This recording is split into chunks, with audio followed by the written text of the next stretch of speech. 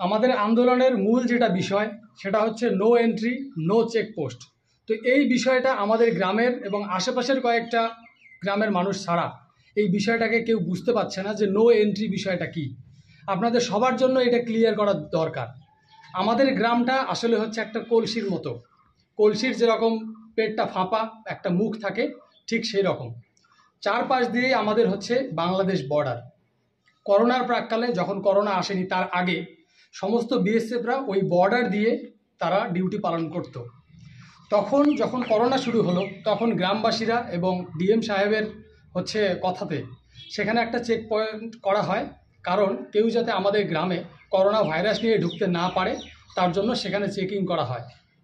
তখন বিএসএফরা দেখে যে এত বড় বড় জায়গায় পুরো এরিয়াতে আমাদের ফোর্স না লাগিয়ে আমরা যদি শুধুমাত্র ওই কলসির মুখটাকে বন্ধ করে দিতে পারি, সেখানে যদি আমরা এদেরকে প্রপার চেকিং করে সমস্ত রকমভাবে হেনস্থা করে এদেরকে যদি আমরা গ্রামে ঢোকাতে পারি, তাহলে তো আমাদের পুরো বর্ডার লাইনে আমাদের গার্ড দেওয়ার কোনো ব্যাপার থাকে না।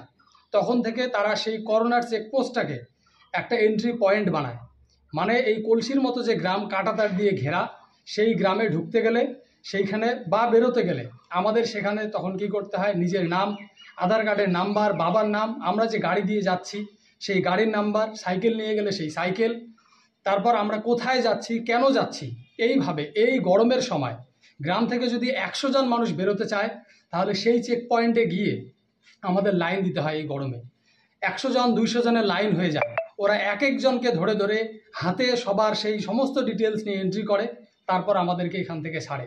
আমাদের কথা হচ্ছে, আমাদের দাবি, যে চেকপোস্টটা ওরা বসিয়েছে সেটা হচ্ছে পাবলিক এরিয়াতে, পাবলিক রোডে।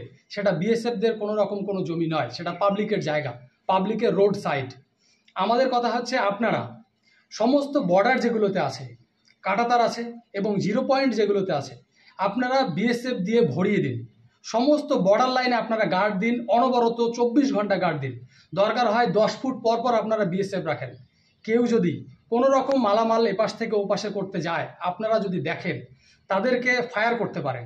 আপনাদের যা ইচ্ছা আপনি তাই করে রাখুন, কিন্তু আমাদের কথা হচ্ছে আপনারা বর্ডারে গার্ড বাড়িয়ে দিন, বিএসএফ দিয়ে ভাসিয়ে দিন।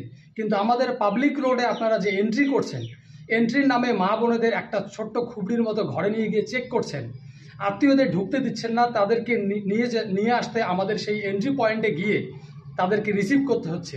এই সমস্ত আমরা চাই না। আমরা আমাদের পাবলিক রোড দিয়ে ফ্রিভাবে যাতায়াত করব, আসব। আপনাদের যদি কোনো সমস্যা হয় আপনারা সেই বর্ডার লাইনে কড়াকড়ি চেকিং করুন, যাতে কোনো রকম কোনো সমস্যা না হয়।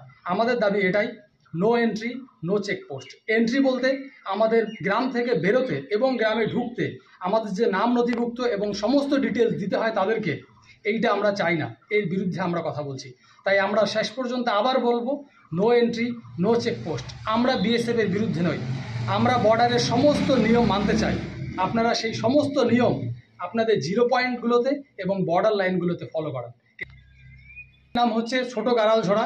সারা ভারতবর্ষে এই ধরনের কোথাও আমার মনে হয় না যে আমরা ভারতীয় হয়ে ভারতের একটা বাজার করতে যাব, সেখানে এভাবে এন্ট্রি করে যেতে হয়, এন্ট্রি করে ঢুকতে হয়। শালমারা অঞ্চল, আমাদের গ্রামের নাম ছোট গাড়ালঝোড়া।